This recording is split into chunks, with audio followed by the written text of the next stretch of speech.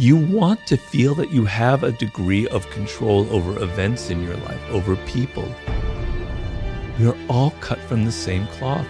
We all have the same flaws. If you can't control yourself, then you're in a lot of trouble in this world. People have egos.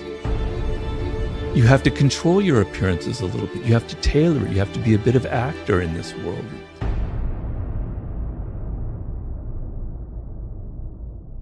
Power is a feeling, it's an essence, it's an emotion.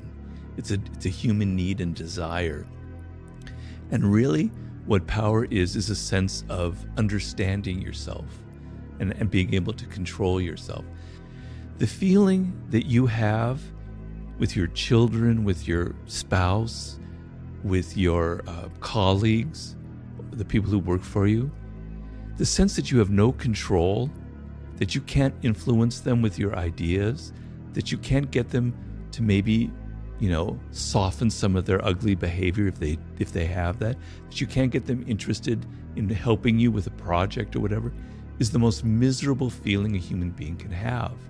Absolute power corrupts, but absolute powerlessness corrupts even more. The feeling of powerlessness is actually more corrupting than the feeling of having a lot of power. It turns people into being passive aggressive, into playing all kinds of weird games, negative games to get power. You want to feel that you have a degree of control over events in your life, over people, over your future. And that to me is what power is. People have egos. Even your boss has an ego. You think he or she doesn't because they're powerful? They're even more insecure than other people. You need to be aware of these things so that you don't inadvertently make them feel insecure and suffer the consequences. If you can't control yourself, then you're in a lot of trouble in this world, right? Because when you just naturally are yourself doing things, you're going to offend people. You learn early on we're social animals. I have to tailor my behavior, If you go on babbling about how you feel and think, etc., and you just say what's the first thing on your mind, you're going to end up having a very, very short career. You're going to be saying things that are going to offend people. You're going to be making a fool of yourself. You're going to be saying things that you end up regretting, right? So you have no self-control. And if you see somebody who has no self-control, it makes you look like you're not powerful. If you can't control yourself, how can you control anything in your environment? How can you be a leader, right? So you have to learn certain things about your nature, about who you are, and not just be anybody. You have to kind of tailor your appearances as well. Because for good or for bad, I'm a believer in looking at the human animal without shame and embarrassment, just as we are, right? And appearances matter. It's the animal part of our nature. We judge people by how they appear, how they dress, their tone of voice, their body language, etc., etc. It would be, in an ideal world, we wouldn't judge people by appearances. We would just judge them by what's inside of them. Yes, I agree with that. But that we're not ideal. We're not descended from angels. We're descended from primates. So you have to understand that appearances matter. And this is part of the game. And so you have to control your appearances a little bit. You have to tailor it. You have to be a bit of actor in this world, on and on and on. These are things that people don't like to admit about ourselves. We like to think that we're much more idealistic, that these things really don't matter in the end. And I wish it were that way, but it's not. You have to play this game in life. To me, it's a form of wisdom, which is when you entered the public arena or your cafe, you knew you were an actor. You left the house, you put on a mask, and you had fun. You knew it was like fun. It was play. When you're a child, you like playing games. You like putting on costumes. You like playing your parents or some character you saw on TV. It's part of human nature. We like to play these games. We're role players. We're actors. And he was saying in the 18th century, that was just a given in life, that when you entered the public realm, you knew you were an actor. And then when you went home to your wife, your family, or your husband or wherever, you dropped the mask. You breathe a deep sigh of relief, go, now I can be who I am, right? And it wasn't a problem. It didn't create neuroses. It didn't create this like, what's wrong with me? I don't know who I am anymore. So people now, the problem now is we don't have distance from that social realm. And so we think that if we're acting, that's who we are. Well, it's not. It's just that's part of being a social animal, is playing a role. So what I tell people is, we all are actors. Humans are born actors. We learn at a very early age to play that kind of game. It's kind of fun sometimes to do that, enjoy that part of life, but don't get it confused with who you are in your essence. That's sort of the dance you're playing between those two things. I understand what you're saying, and a lot of it has to do, as you said, related to mastery, where people end up in a career that doesn't suit them. I think I understand what you're getting at. When I look at like presenters or people in the news and they have to smile and be so cheerful, like, man, what a drag. I'd hate to be like that.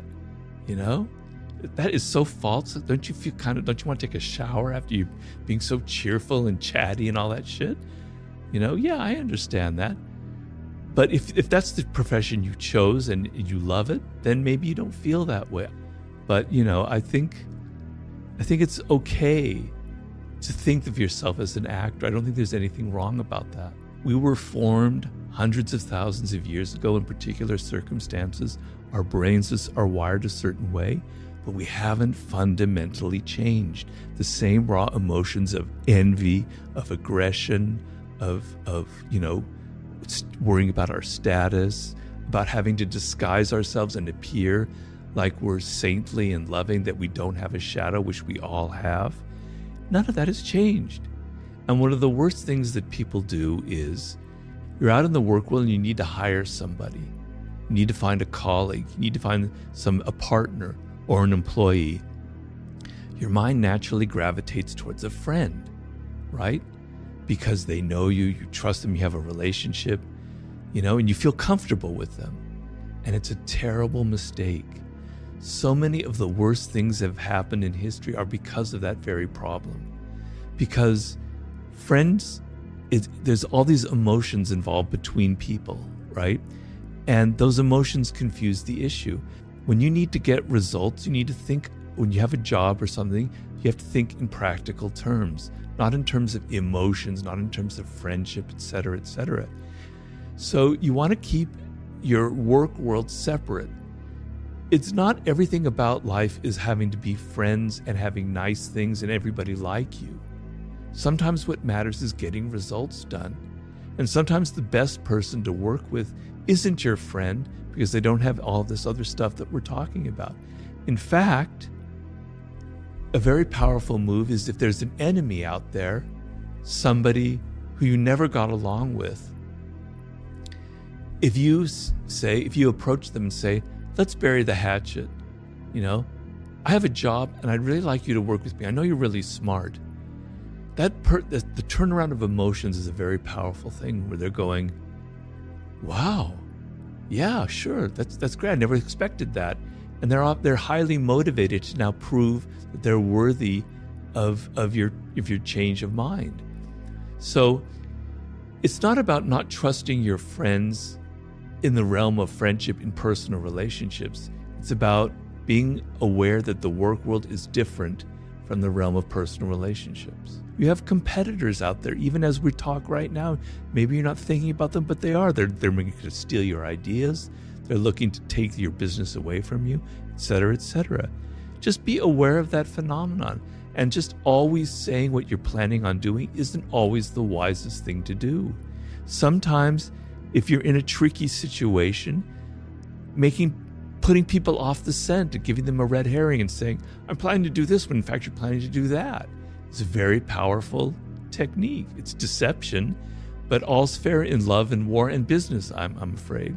So, there are moments where you don't want to lay all your cards out on the table, right? You want to either create a little bit of mystery so that people don't know what you're going to do next and they're wondering what you're going to do next. And as they're wondering what you're going to do next, they're kind of on their heels a little bit. What's the next thing that Stephen is planning? I don't really know. Wow. It's a very powerful approach. There are other times and other experiences and moments in life where you do want to reveal what you're planning to do because there's a purpose behind it. I'm just saying, be aware. Don't just act in this world. Be aware. Have a strategic mindset. Sometimes concealing is what you need to do. Sometimes not concealing is what you need to do. We all have this idea like, oh, they're a narcissist.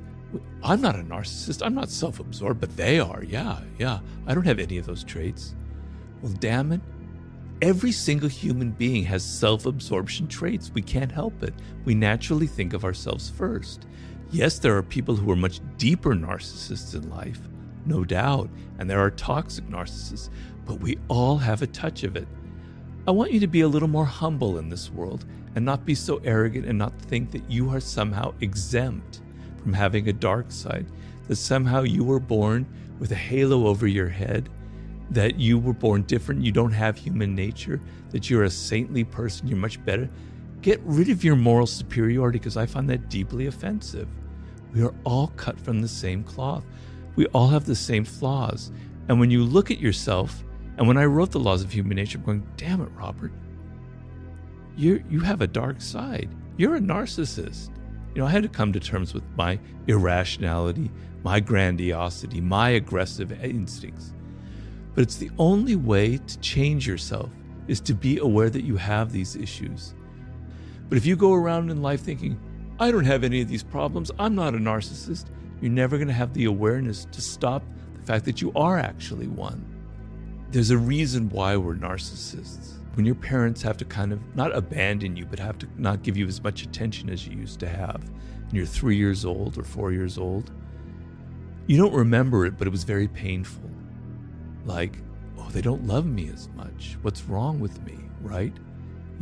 I have to get that love and attention, not just naturally. I have to do things to earn it, etc., etc. And what happens with a lot of people in that situation when you're a child is, I have to develop I have to be my own mother or father. I have to find a way of loving myself. When something bad happens, I have to retreat inward and go, I'm really not so bad at all. I'm actually a decent person. I like my own tastes. I like the clothes that I wear, etc., etc. You're developing the shreds of self-esteem, right? And people who never develop that because they were abused or they were abandoned or even if they were suffocated, never develop that self-esteem.